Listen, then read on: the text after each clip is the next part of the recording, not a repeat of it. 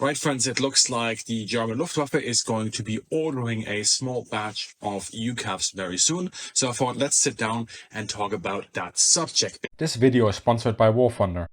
Of course, right now, the popular appeal of these rather ill-defined UCAV/CCAs for now, this sort of type of aircraft, is the desire to field uncrewed autonomous combat mass that potentially increases, the combat power of Western air forces. And specifically, the Luftwaffe has been associated there with a deep precision strike drone. Sometimes it's referred to as Jagdfliegerdrohne, or fighter bomber drone by the media. Really what we're talking about is probably a aircraft that has a certain amount of range, a certain amount of payload, and sits in the 5-ton class.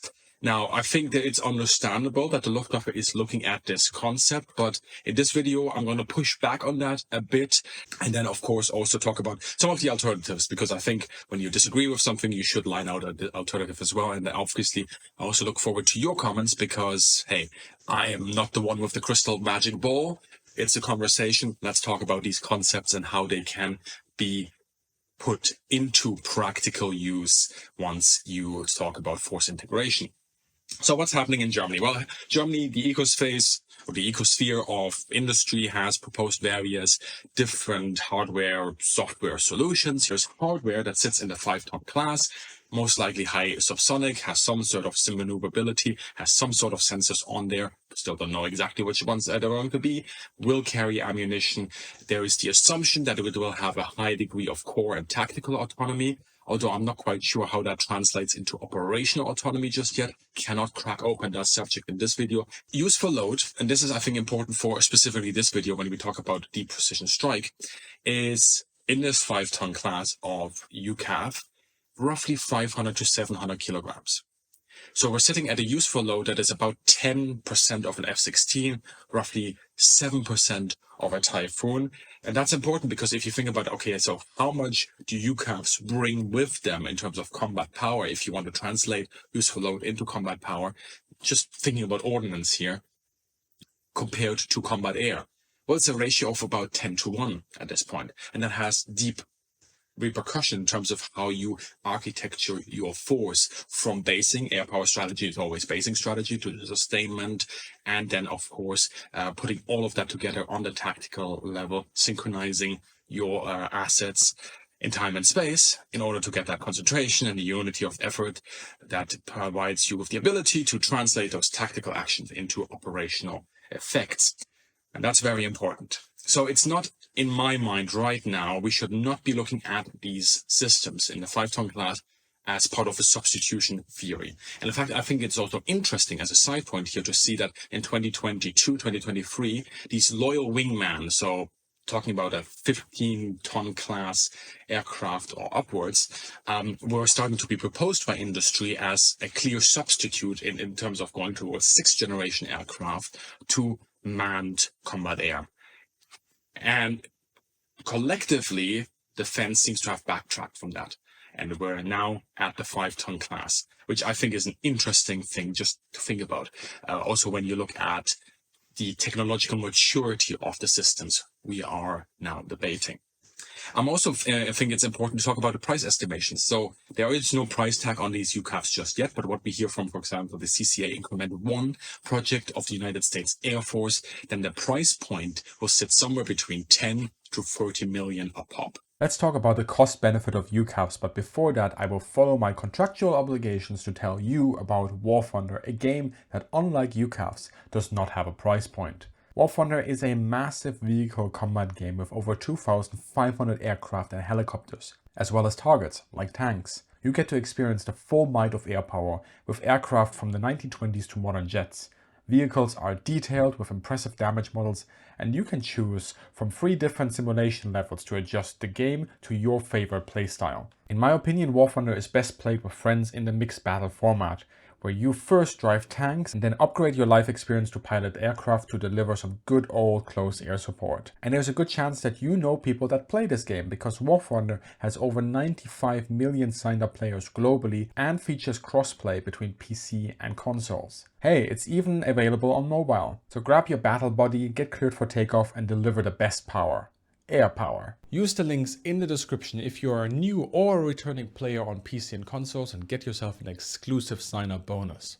The Luftwaffe will, I'm sure, this is how I would do things as well. It's like the Luftwaffe is right now looking at this new world, lots of money flowing into the armed forces. They're building up their capacities, they're building up their combat power, looking at that projection into 2030, 2039, alongside the general build-up of the Bundeswehr.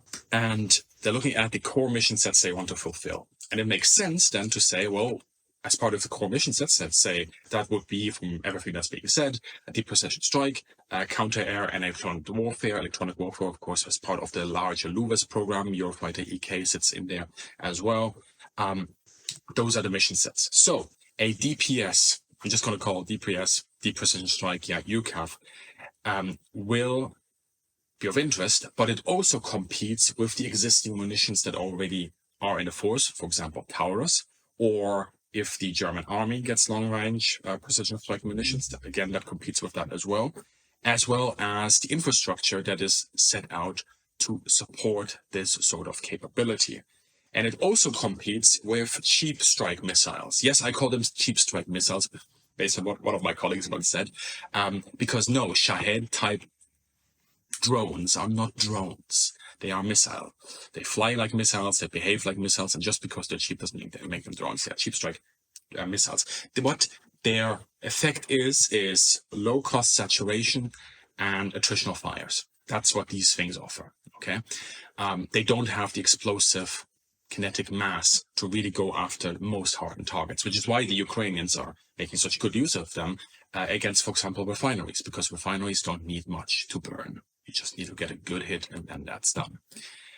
Then there is, of course, the general cheap combat air-to-ground munitions that already exist. They're low cost, they're relatively high precision, absolutely, and they're really good against dynamic targets. And then you have the really sophisticated deep strike missiles that offer range, precision, penetration, oftentimes are somewhat low observable against certain frequencies, that are really valuable against high value static targets.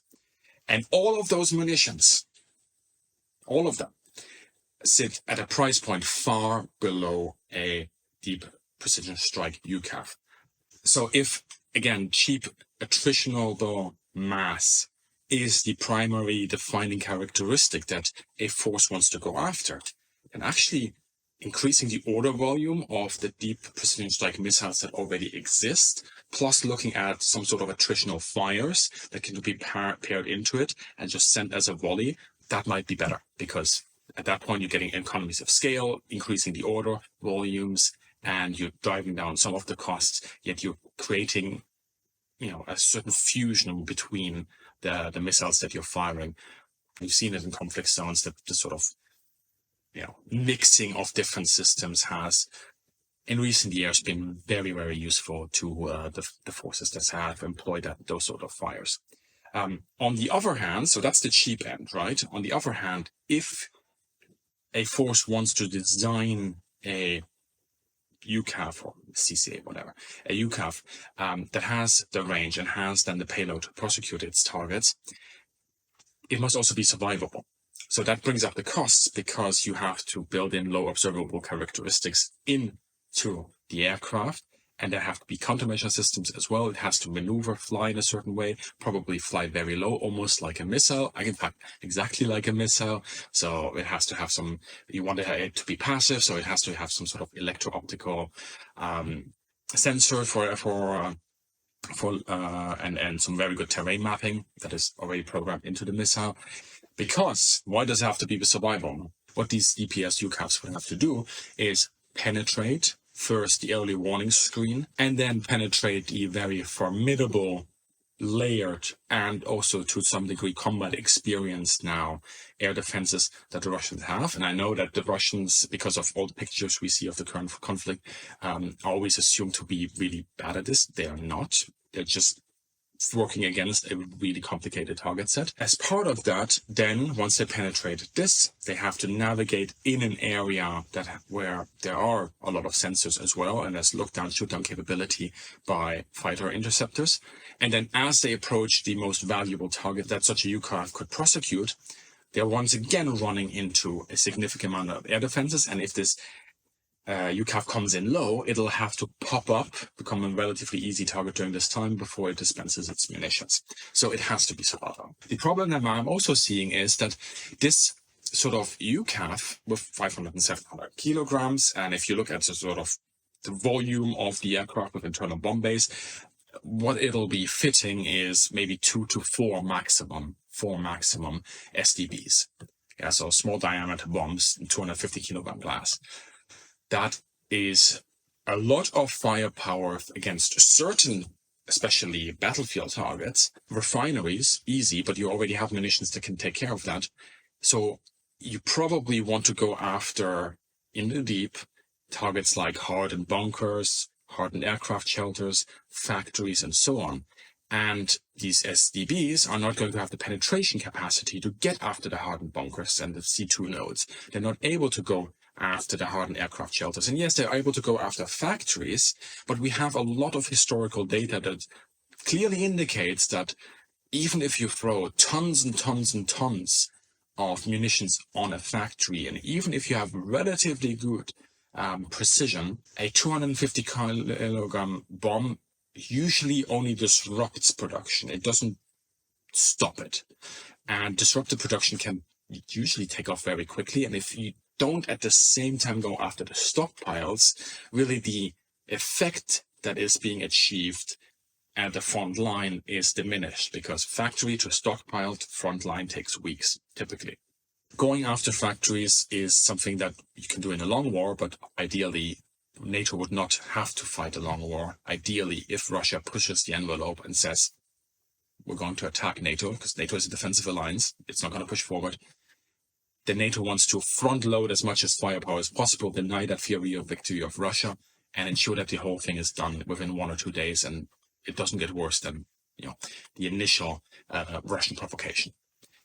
So I don't think that a DPS class drone is necessarily a good idea, because the price point we're looking at, the loss ratios we're looking at, the munition it carries is not going to be cost effective based on what already exists in the force.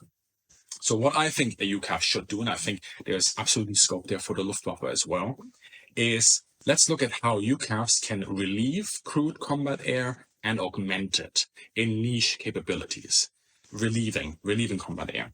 If sufficient munitions are being procured, let's think about how we can use that high subsonic speed that a UCAV has, as well as the carrying capacity of roughly 500 to 700 kilograms, to our advantage.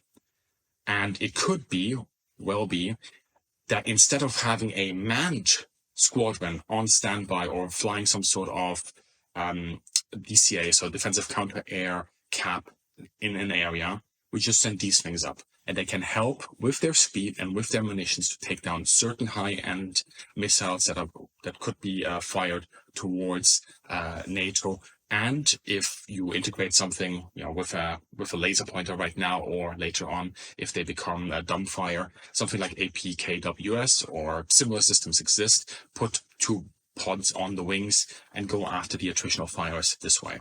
I think that would provide a relief to the force, but still provide that speed and the flexibility that air power really has in generating effects as part of sort of the integrated air missile defense network that exists. I think that's a good use of a UCAV, and we don't necessarily need to have crewed fighters on that. Similarly, maybe escorting some high-value aircraft, maybe also a relatively good use. There, the question is, do these UCAVs have enough endurance to do that, and how do you recycle the escort screens during that time?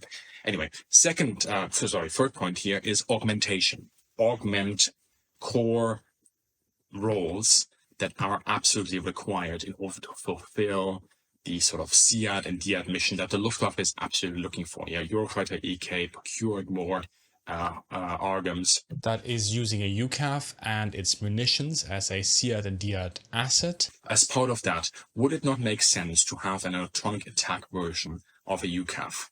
Yes, it may not have the power output of a jammer pod, But first of all, Eurofighter EK Phase 2, where's that jammer pod? I want to see it announced. Please, please. Can we have a jammer pod in Europe that is integrated on a European fighter jet? Because the jammer pod exists, it just hasn't been integrated on the aircraft yet.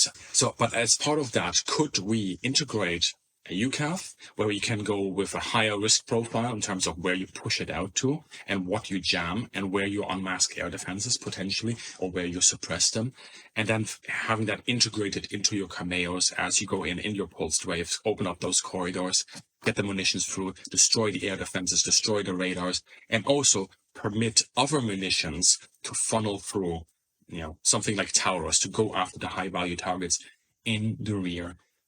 And if you pair that then with land-based CIAD and DIAD, or attritional fires, some low-end Lucas type munitions. Germany was looking at this in the 70s, 80s already.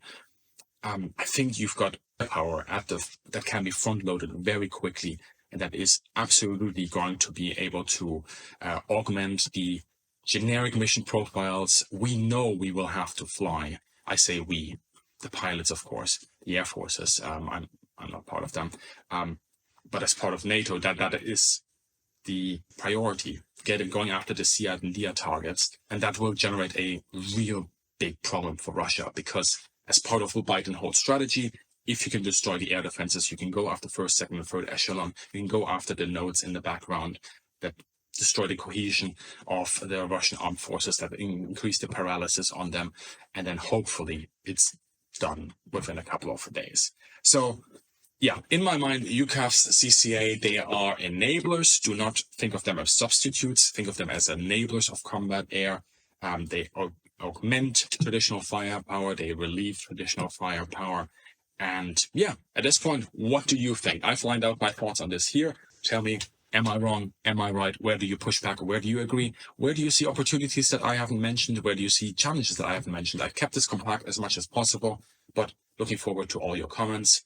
And as always, let's keep this an open conversation, and have a great day and see you in the sky. Remember to sign up to War Thunder with the links in the description if you are a new or returning player on PC and consoles, and get yourself that sign up bonus.